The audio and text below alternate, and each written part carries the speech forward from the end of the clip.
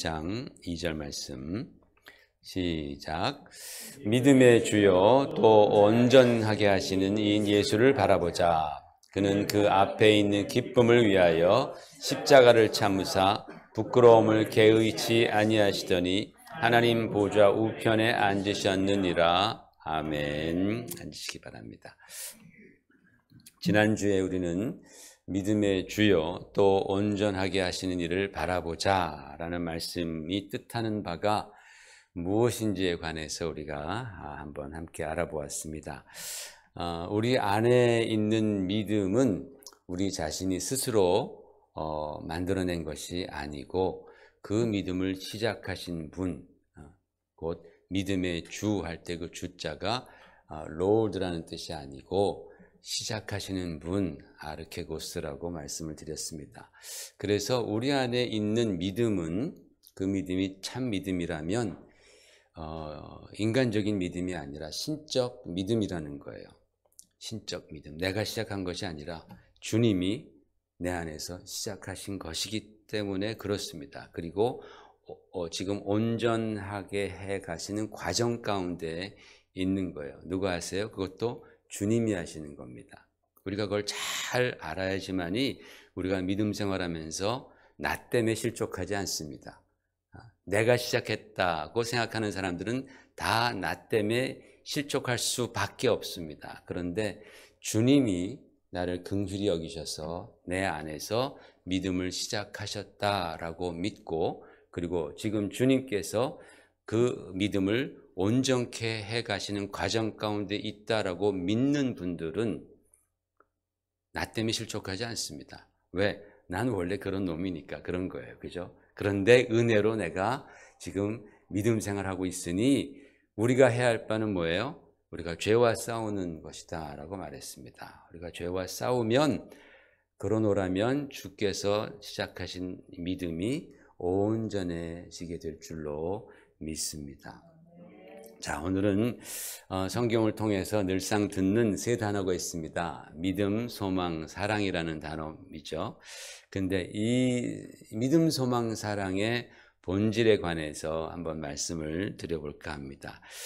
사실 뭐 한 주제만 가지고도 뭐 몇 달을 설교할 수 있는 그런 많은 내용이지만 아주 가장 기본적인 말씀을 제가 드리려고 합니다. 여러분, 이 믿음, 소망, 사랑은 우리가 아무리 강조해도 지나치지 않는 그런 중요한 그 덕목입니다. 우리가 살아가는 세상에서 이 믿음, 소망, 사랑이 없다면 우리의 세상은, 우리의 인생은 아마 생지옥으로 순간에 변해버릴 것입니다. 그래서 성경은 우리의 삶이 믿음과 사랑과 소망으로 풍성해지기 위해서 정말 지속적으로 우리들에게 가르치고 있습니다. 그런데 여러분, 한강을 생각해 보십시오. 한강이 참 넓고 거기에서 나오는 지류가 수백 개나 된다고 합니다. 그런데 그렇게 정말 그 많은 그 강들 지류를 통하여서 우리 인생에게, 우리나라에게 수자원을 공급하지만 한강의 시작점을 아시는 분은 별로 없을 것 같아요. 그죠? 저도 몰랐습니다. 준비하면서 알았는데 한강의 시작점이 어딘지 아세요? 금대봉 북쪽 비탈길이랍니다. 비탈. 그 금대봉이 어디 있느냐? 태백시 근처에 있대요. 거기서부터 한강이 시작된다고 합니다. 우리가 뭐 압록강, 두만강은 다 알죠. 천지에서부터 백두산 천지죠. 백두산 천지에서부터 시작됩니다. 여러분, 근데 우리가 이 시작점을 아는 것도 중요하지만 그 시작점을 잘 지키는 것도 굉장히 중요해요. 왜? 왜냐하면 바로 그 시작점, 원천이 오염이 된다면 거기로부터 흘러나오는 물들은 다 오염될 수밖에 없기 때문에 그렇습니다. 그런 물들을 마시게 되면 뭐 피부병도 생기고 탈도 나게 되고, 심하면 막 기형이 오게 되고, 잘못하면 죽기까지도 할 수 있다는 것이죠. 오염이 심할 경우에. 그렇기 때문에 우리가 그 강의 원천을 잘 알아서 잘 지켜야 합니다. 자, 그렇다면 오늘 우리가 지금 얘기하고자 하는 이 믿음, 소망, 사랑의 출발점은 과연 어디냐라는 것을 우리는 한번 생각해 볼 필요가 있습니다. 그래서 성경에서 이 믿음이라는 단어가 가장 처음에 사용된 곳을 찾아보았습니다. 이런 거는 뭐 성도님들은 하시지 않고 별로 할 일 없는 목사들이나 하는 거죠. 그래서 찾아보았더니 근데 그런 작업은 굉장히 의미가 있습니다. 왜냐하면 어떤 단어를 최초로 사용할 때, 그죠? 최초로 사용할 때는 그 정의가 단순하고 명료한 거예요.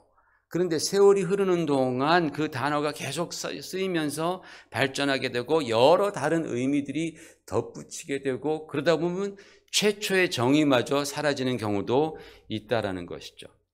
뭐 우리가 머리 하게 되면은 인간 상체 위쪽에 위치한 뭐 그 안에 뇌가 들어갔고 뭐 그런 어떤 기관 아닙니까? 그런데 이 단어가 발전하면서 머리 하게 되면 뭐 우두머리라는 뜻도 있고 또는 뭐 정신머리 할 때 그 머리는 뭔지 모르겠지만 젠참 머리가 없어 그러면 지혜가 없다라는 그런 의미도 되고 너는 이렇게 머리가 까마냐 그 말은 머리칼이라는 또 의미도 있고 여러 가지 많은 의미가 있지 않습니까? 근데 본래의 의미는 머리칼의 의미도 아니고 정상을 뜻하는 의미도 아니고 본래의 의미가 있다라는 것이죠. 그렇죠? 이 믿음, 소망, 사랑도 그렇다라는 겁니다. 그래서 성경이 말하는 최초의 믿음을 쓸 때 무슨 생각으로 성령께서 우리에게 그 믿음이라는 단어를 주셨는지를 이제 보는 것은 굉장히 중요합니다.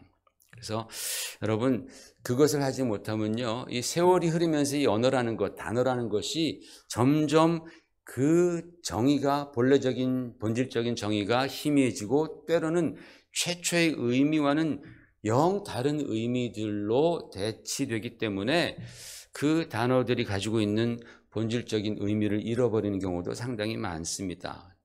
심각하게 오염되는 것이죠. 그래서 막 아무데나 막 사랑을 갖다 붙이는 경우 많잖아요. 무지개 색깔 깃발 해놓고서 우리는 서로 사랑해야 된다. All we need is love 하면서 옛날에 비틀즈는 그런 노래도 부르고 그러면서 다 그냥 사랑하는데 사랑이 중요하죠. 그런데 본질적인 의미를 알지 못하면 그러면 아무 말이나 막 하게 된다라는 것이죠. 그래서 오늘 성경을 통해서 하나님께서 우리에게 말씀하시고 있는 이 믿음, 사랑, 소망의 중심에는 어떤 의미가 있는지를 되짚어 보려고 합니다.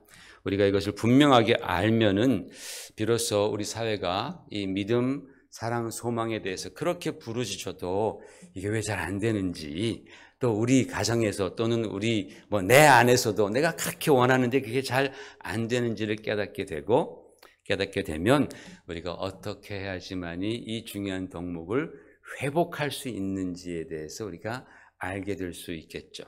자, 첫 번째 믿음입니다. 여러분 성경 많이 읽어보셨잖아요. 그런데 믿음이라는 단어가 가장 먼저 등장한 곳이 어디인지 대충 여러분 생각해 보시길 바랍니다.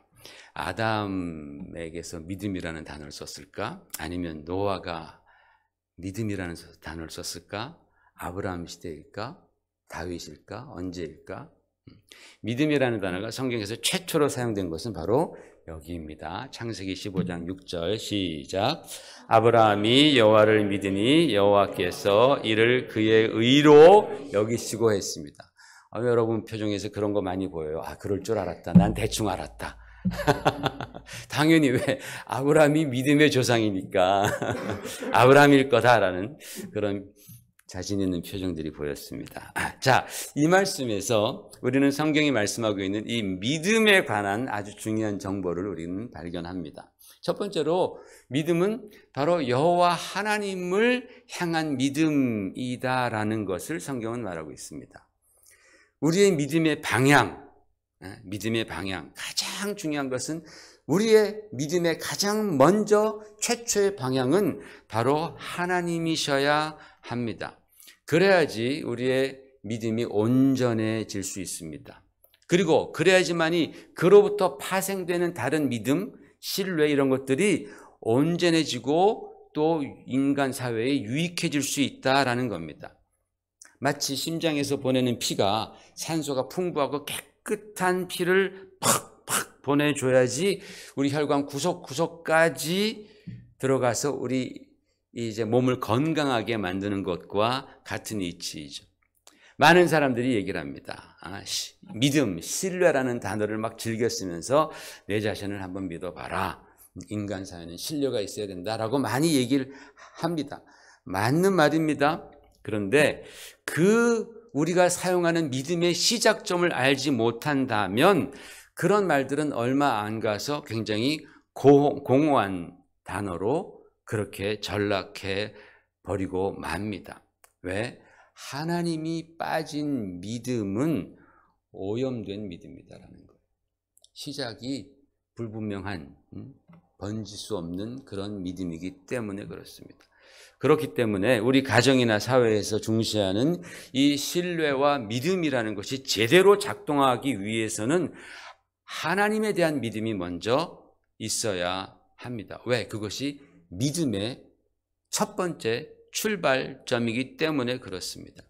두 번째로 아까 그 구절에서 볼 수 있는 것은 믿음은 의와 연결된다라는 거예요. 여호와께서 이를 그의 의로 여기셨다라고 말하잖아요. 하나님을 믿으니까 의로 여기셨다. 여러분, 아브라함은요, 이때 아직도 아브라함입니다. 아브라함이 아닙니다.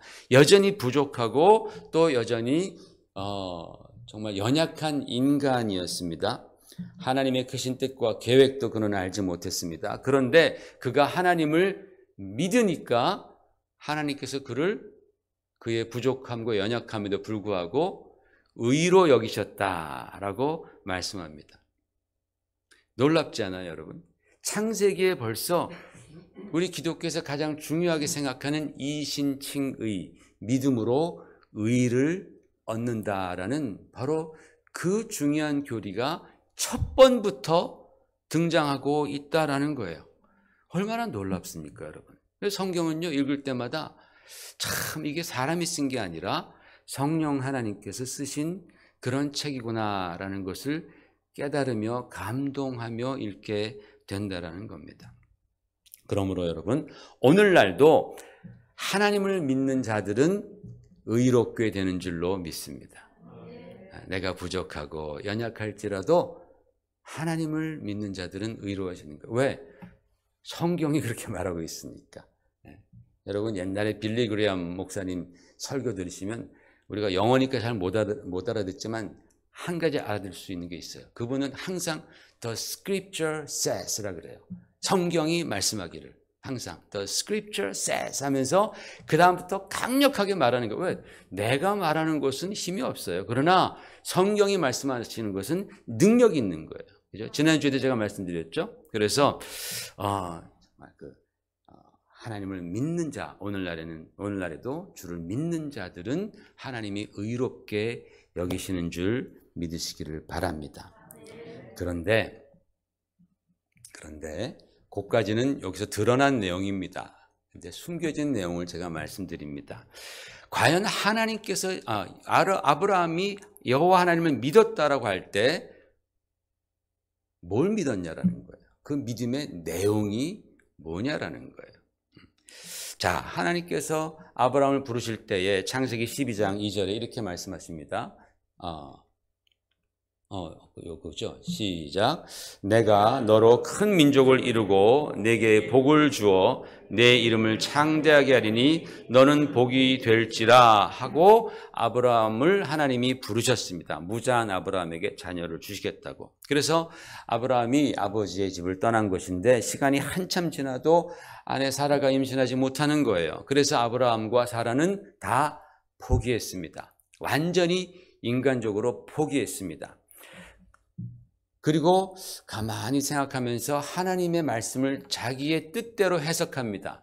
인간적으로 해석합니다. 그래서 자기 집에 있었던 아주 충성된 종 엘리에셀을 자기의 상속자로 삼았습니다. 하나님께서 아브라함에게 나타나셔서 내가 너에게 아들을 주리라, 자녀를 주리라 했더니 하나님 됐습니다. 저 이미 있습니다. 저 엘리에셀 참 충성된 제 아들과 같은 사람인데 제가 그 사람을 아들로 삼겠습니다. 인간적인 해석이죠. 하나님께서 아니다라는 거예요. 걔는 아니다라는 거예요. 그러면서 다시 한번 말씀하시기를 내 몸에서 날 자가 내 상속자가 되리라. 하늘을 우러러 뭇별을 셀 수 있나 보라. 내 자손이 이와 같으리라 라고 말씀하셨는데 바로 이 대목에서 아브라함이 하나님을 믿었더라 라고 말씀한 거예요. 바로 이 대목에서. 자기는 다 포기했어요. 인간은 다 포기했어요. 내 방법 다 포기했어요. 내 해석도 틀렸어. 하나님이 다시 말씀하셨을 때 이게 내 방법이 아니고 인간적인 생각이 아니고 하나님이 하시는 일이 뭔가 있구나. 그것을 믿었더라 할 때 처음 창세기 15장 6절에 믿음이라는 단어가 사용되었습니다. 자, 그러면 하나님께서 아브라함에게 상속자를 주시고 그를 통해서 큰 민족을 이루시려는 하나님의 이유가 있었을 거 아니에요. 그 이유가 뭐냐라는 거예요. 당시 인구가 적어서였다. 1번. 2번. 민족의 숫자가 모자라서였다. 2번. 3번. 아브라함이 특별히 불쌍해서 하나님께서 그에게 자녀를 주시려고 했다. 셋 중에 어떤 거겠어요? 아무것도 없잖아요. 그렇죠? 우리는 아무것도 없습니다. 그렇다면 왜 하나님께서 굳이 아브라함에게 상속자를 주시려고 했을까요? 아브라함에게 말씀하신 큰 민족의 의미가 그 유대인들, 이스라엘 그 민족만을 의미할까요? 그렇지 않습니다. 그것은 나중에 아브라함이 이삭을 바치는 그 상황에서 우리가 알게 되죠. 하나님께서 아브라함을 부르시고 그에게 큰 민족에 대한 약속을 주신 이유는 그를 통해서 한 자손, 한 씨앗이라고 성경에 나오는데 씨앗은 자손과 같은 말입니다. 한 자손을 얻기 위해서였습니다. 그 한 자손이 누굴까요? 예수 그리스도이십니다. 바로 그 한 자손, 예수 그리스도를 얻기 위해서 하나님은 아브라함을 오래전부터 선택하시고 그를 불러내시고 동행하시고 그에게 많은 역사를 이루신 이유가 백성이 부족해서가 아니에요. 민족이 부족해서도 아니고 한 자손을 얻기 위한 하나님의 분명한 목적을 가지고 하나님은 아브라함을 불러내시고 그에게 믿음을 갖게 하신 것이죠. 아브라함은 이 사실 잘 몰랐습니다. 몰랐지만 성령께서는 다 아시잖아요.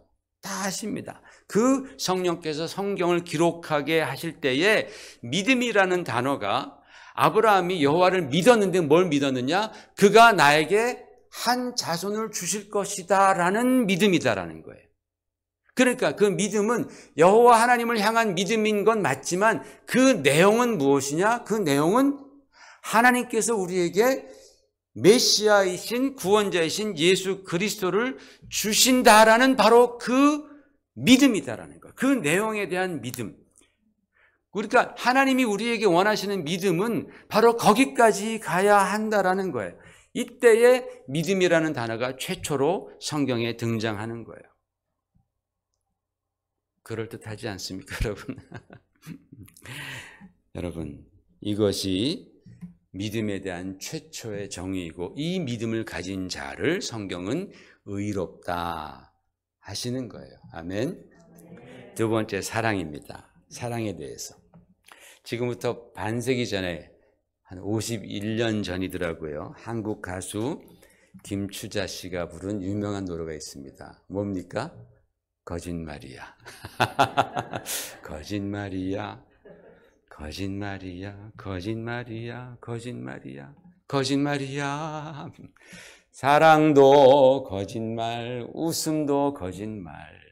그 노래에 거짓말이라는 단어가 무려 34번이 나오더라고요. 세어보니까. 여러분 웃으시지만은 그래서 다시는 사랑하지 않으리 그대를 잊으리 이렇게 끝납니다. 이게 참 가슴 아픈 노랫말 아닙니까? 얼마나 가슴 아픈 노랫말입니까? 근데 이 사람들이요, 이 사랑이 거짓이라는 내용의 노래에 굉장히 환호하고 긍정합니다. 좋아합니다. 맞아. 왜 그렇습니까?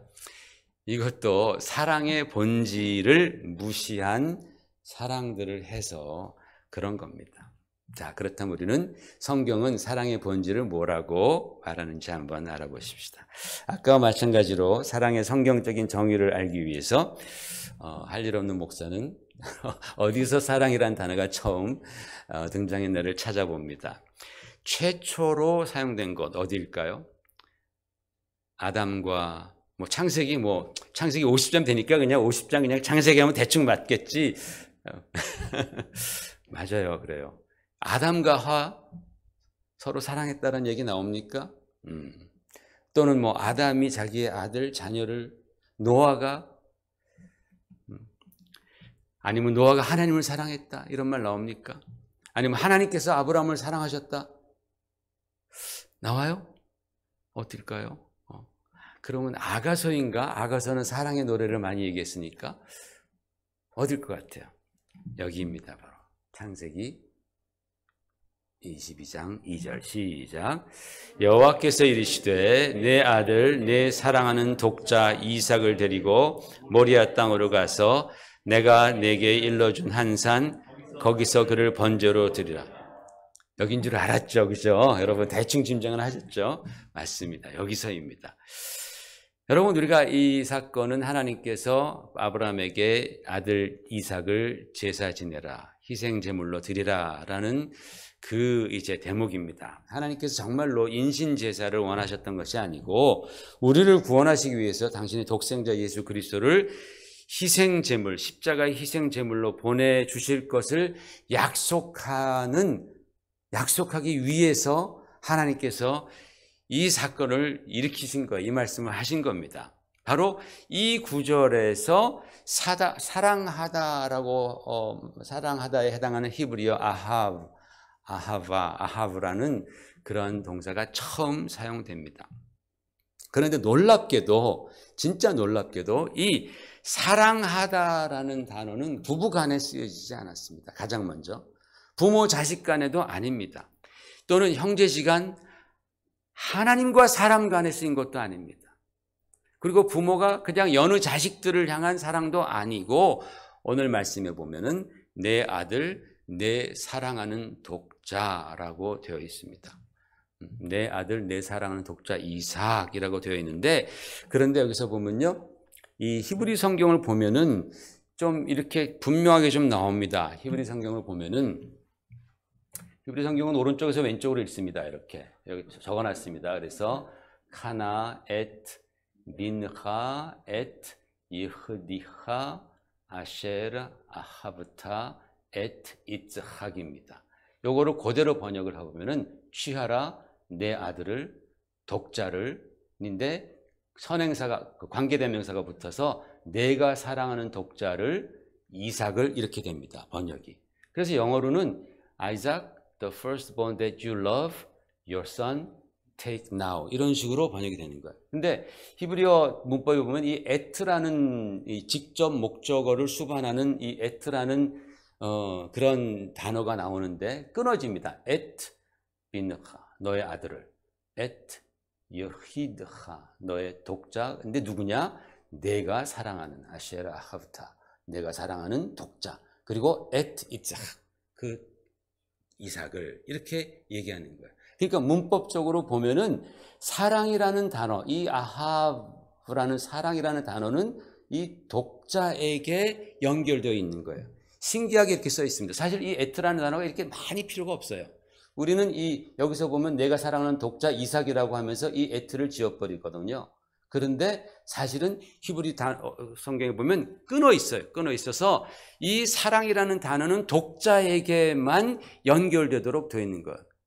예를 들어서 하나님이 태초에 하나님 천지를 창조하시느라 할 때 브레싯 태초에 바라 창조하시다 엘로힘 하나님께서 한 다음에 엣 하샤마인 하늘과 엣 하에레츠라고 말합니다. 땅들 엣 그렇게 나옵니다. 다른 것들인데 여기서는 굳이 같은 사람인데 다 띄어 말합니다. 이게 뭐냐라고 하면은 하나님 성경이 말씀하고 있는 최초의 사랑의 본질은 누구를 향한 사랑이냐? 독자를 향한 사랑이라는 거예요. 독자를 향한 사랑. 여러분 이거를 잘 생각해야 됩니다. 이게 우연이라고 생각하셔도 돼요. 근데 저는 그렇게 생각이 안 된다라는 거죠. 최초로 성경이 말씀하고 있는 사랑은 부부애도 아니고 부모 자식 간의 사랑도 아니고 하나님과 인간 사이의 사랑도 아니고 독자에 대한 사랑이다. 그렇다면 여기서 독자는 누구를 가리키는가? 겉으로 볼 때는 이삭이지만은 그러나 사실은 독생자 예수 그리스도이시다라는 거예요. 왜냐? 요한복음에 보면 예수님께서 아버지께서 나를 사랑하신다라는 말을 수차례 하십니다. 그 중에서도 특별히 이 말씀 보십시다. 요한복음 17장 24절 시작. 아버지여 내게 주신 자도 나 있는 곳에 나와 함께 있어 아버지께서 창세전부터 나를 사랑하심으로 내게 주신 나의 영광을 그들로 보게 하시기를 원하나이다 그랬습니다. 여러분 이 기도는 주님께서 십자가를 지시기 바로 전날 밤에 제자들 앞에서 올려드린 기도입니다. 십자가라는 그 극형 앞에서 주님은 지금 하나님의 사랑을 말씀하고 있어요. 놀랍지 않습니까? 참 놀랍습니다. 그런데 어쨌든 이 주님께서는 아버지의 사랑에 관해서 뭐라고 말씀하고 있어요? 빨간 글씨 창세 전부터 나를 사랑하셨다라는 거예요. 창세 전부터. 여러분 이 세상이 존재하기 전부터 사랑이 하나가 있었어요. 이 세상의 모든 부모 자식 간의 사랑 또는 우정, 친구끼리의 사랑 또는 인간의 하나님을 향한 사랑, 하나님의 인간에 대한 사랑 그 이전에 사랑이 하나 있었으니 그게 무슨 사랑이에요? 독자에 대한 사랑이라는 거예요. 아버지께서 나를 사랑하시되 창세 전부터 사랑하신 그 사랑이 있었다라는 거예요. 맞습니까, 여러분? 모든 사랑보다 먼저 존재한 사랑이 뭐예요? 독자에 대한 사랑입니다. 이게 바로 성경이 말씀하고 있는 최초의 사랑이고 사랑의 정의라는 거예요. 그렇다면 이 독자에 대한 사랑 안에 거짓이 있겠어요? 없죠. 단절이 있겠습니까? 없습니다. 부족함이 있습니까? 없습니다. 삼위일체 하나님 안에서 성부 하나님의 성자 하나님을 향한 그 사랑은 완전하고 영원한 사랑. 그 사랑이 우리 천지가 지어지기 전에 이미 있었다라는 거예요. 바로 우리가 지금 원하는 모든 사랑의 형태는 그 사랑에서부터 흘러나오는 것인 줄 믿습니다. 그러므로 우리의 인생들이 사랑이라는 단어를 쓸 때, 사랑할 때에 예수 그리스도를 향한 사랑이 빠져 있다면 큰 문제가 생길 수밖에 없는 것입니다. 여러분 컴퓨터의 핵심이 CPU라고 하지 않습니까? 중앙 처리 장치 아닙니까? 그런데 그게 없으면 어떻게 컴퓨터가 될 수 있겠습니까? 겉만 컴퓨터이죠. 먹통이죠. 그죠? 한국인의 밥상에는 뭐가 빠지면 안 돼요? 김치가 빠지면 안 됩니다. 그런데 한국인의 밥상이라고 하면서 김치가 없어. 그러면 그게 한국인의 밥상이 아니에요. 그게 짝퉁이죠. 중국 사람들이 만든 밥상이고. 아닙니다. 이게. 그러니까 거짓말이야. 거짓말이야. 거짓말이야. 그 노래가 나올 수밖에 없고 거기에 다 공감하게 되는 겁니다. 그와 같이 여러분 독자에 대한 사랑, 즉 예수 그리스도에 대한 사랑을 모르고서는 우리가 절대로 사랑에 성공할 수가 없습니다. 부부지간에도 사랑이 충만하기 위해서는 먼저 예수 사랑이 있어야 돼요. 예수 사랑이 중심이 되어야 됩니다. 부모 자식 간에도 예수 사랑이 없으면요 나중에 돈 때문에 싸웁니다. 네가 모시고 그러라고 막 싸웁니다. 예수 중심이 돼야지 감당이 되는 거예요. 우정도 그 중심에 예수 사랑이 먼저 있을 때 그 우정은 오래 가는 거예요. 그렇지 않습니까? 예수 사랑이 빠지면요 친한 것 같은데 뭐가 달라. 이렇게 뭐가 안 맞아요. 끝이 항상 다른 거예요.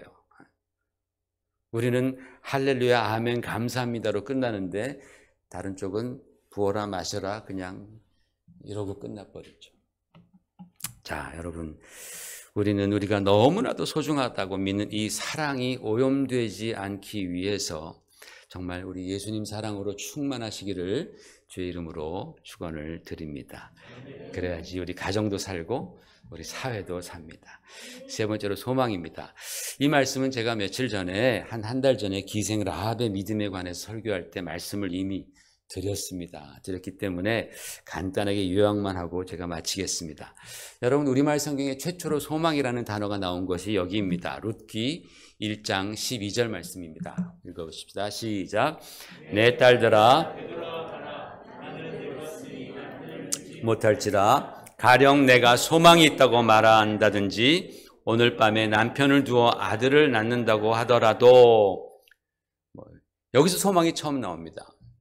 내 그럴 줄 알았다라고 말하는 표정은 하나도 없는 것 같아요. 이때 소망에 해당하는 히브리어가 티크바라는 히브리어입니다. 티크바. 따라해 보십시오. 티크바. 네, 티크바입니다. 티크바는 카바라는 기다리라라는 단어에서 나온 거예요. 여러분, 소망은 기다림이 항상 수반됩니다. 그래서 티크바가 소망이라는 뜻인데, 그런데 히브리어 성경을 읽다 보면 티크바라는 단어가 처음 등장하는 곳은 여기가 아닙니다. 그 이미 이전에 있습니다. 어디일까요? 대충 잡아서 창세기 하면 땡입니다. 티크바가 가장 먼저 나온 곳은 바로 여호수아입니다. 시작. 우리가 이 땅에 들어올 때 우리를 달아내린 창문에 이 붉은 줄을 매고 내 부모와 형제와 내 아버지의 가족을 다 내 집에 모으라. 라합이 이르되 너희 말대로 할 것이라 하고 그들을 보내어 가게 하고 붉은 줄을 창문에 매다니라. 김대석 집사님, 에어컨 좀 내려주시겠어요? 몇 도만? 자, 여기서 처음으로 소망에 해당하는 히브리 단어 티크바가 등장합니다. 그런데 우리말 성경은 아무리 눈을 씻고 보고 또 봐도 소망이라는 단어 찾을 수 없습니다. 왜요? 우리는 히브리어를 모르기 때문에 그렇습니다. 그런데 여러분, 유대인들은 이 구절을 읽으면서 대번에 티크바가 눈에 팍 들어오는 거예요. 저도 여호수아를 읽으면서 그때 처음 깨달았습니다. 아, 이 티크바라는 단어가 여기 있구나라고 깨닫게 되었습니다. 이 붉은 줄이라고 제가 빨갛게 쳐놓은 이 붉은 줄이 히브리어로 뭐냐? 티크바 훗 하샤니입니다. 티크바 훗 하샤니. 하샤니라는 말은, 샨이라는 말은 불다란 말입니다. 훗, 줄이란 뜻입니다. 티크바, 또 사실은 소망인데 여기서 줄이라고 그렇게 번역이 되었습니다. 티크바가 성경에 34번 나오는데 그 중에 딱 여기서만 줄로 번역되고 나머지는 전부 다 소망으로 번역이 됩니다. 근데 첫 번째 티크바 훗 하샤니라고 했을 때 이것을 사실은 우리가 번역하면은 소망의 붉은 줄로 했으면 좋겠는데 그 다음엔 그냥 티크바 하샤니로 붉은 줄로 그냥 나오는 거예요. 어쨌든 간에 티크바가 소망이라는 것을 알고 있는 유대인들은 이것을 읽을 때 그 붉은 줄로도 읽으면서 소망의 줄로도 읽게 된다라는 것이죠. 여러분, 이 붉은 줄은 라합에게 무엇이었습니까?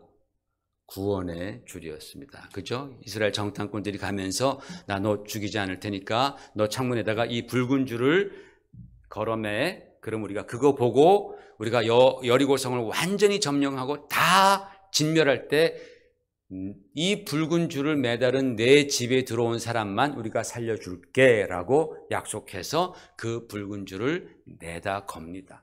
소망의 줄이라는 거예요. 티크바 하샤니입니다. 여러분, 이 라합 이야기는 우리가 다른 어떤 이야기를 우리가 연상케 하지 않습니까? 바로 유월절입니다. 유월절. 애굽인 모든 장자들이 죽임당할 때 누구만 살았습니까? 유대인 장자만 살았습니까? 아니죠. 아닙니다. 누구만 살았느냐? 하나님의 말씀대로 문 좌우 인방 설주에 붉게 양의 피로 붉게 칠한 그 집에 들어간 사람은 다 살았습니다. 유대인의 장자도 살았고 애굽인의 장자도 살았고 뭐 타민족의 장자도 살았고 다 살았습니다. 단 그 안에 들어와야지만이 살았다라는 거예요. 그 이야기와 똑같은 이야기가 지금 여리고서에서도 반복되고 있다라는 겁니다. 여러분, 그 모세가 좌우 문 설주와 인방에 그 칠하겠던 그 양의 피, 그리고 라합이 매달았던 그 붉은 줄, 무엇을 의미합니까? 예수님의 십자가의 보혈 있잖아요. 예수님의 십자가의 보혈. 소망, 티크바는 뭐예요? 예수님의 십자가의 보혈. 우리의 소망은 어디서부터 와요? 예수 그리스도의 십자가의 보혈부터 시작된다라는 거예요. 왜냐하면 우리 인생은 다 죄로 말미암아 지옥 형벌을 받을 수밖에 없는 그런 운명입니다. 우리는 그런 운명에 처했기 때문에 이제 곧 곧 지옥 형벌, 그 뜨거운 지옥 형벌, 영원한 형벌을 받을 수밖에 없는 우리들에게 좋은 차, 좋은 음식, 이게 다 무슨 소용이 있겠습니까? 먹다가도 지옥 형벌 생각하면은 밥맛이 뚝 떨어지고 급체할 수 있잖아요. 그죠? 사형수에게 좋은 음식이 무슨 의미가 있습니까? 그렇기 때문에 여러분, 우리 인생에게 있어서 진정한 소망의 시작은 오직 예수 그리스도의 십자가 피뿐입니다. 이걸 깨달아야지 우리의 노후 여행을 계획해도 기쁘고, 또 젊은 사람들이 기다리는 그 자녀를 생각하면서도 소망이 생기는 거예요. 그렇잖아요. 비록 이 세상은 여러 가지로 문제가 많지만 우리에게는 소망이 있으시다. 예수 그리스도의 보혈. 바로 여러분, 이렇게 해서 성경은 믿음, 소망, 사랑의 본질의 핵심 가운데 누가 계세요? 다 예수 그리스도가 계신다라는 겁니다. 놀라운 책 아닙니까? 성경이 놀라운 말씀 아닙니까? 여러분, 그러므로 예수 없는 믿음, 예수 없는 사랑, 그리고 예수 없는 소망은 존재할 수도 없고 지탱할 수도 없다. 나에게 믿음이 부족합니까? 사랑이 부족합니까? 또는 늙어가면서 소망이 부족합니까? 우리는 예수 그리스도를 바라보고 주님의 은혜를 기억할 때에, 십자가 붙을 때에 우리의 삶 가운데서 믿음, 사랑, 소망은 풍성해지는 거예요. 그게 방법입니다. 그게 방법. 놀랍게도 그렇게 되어 갑니다. 아멘. 같이 기도하십시다.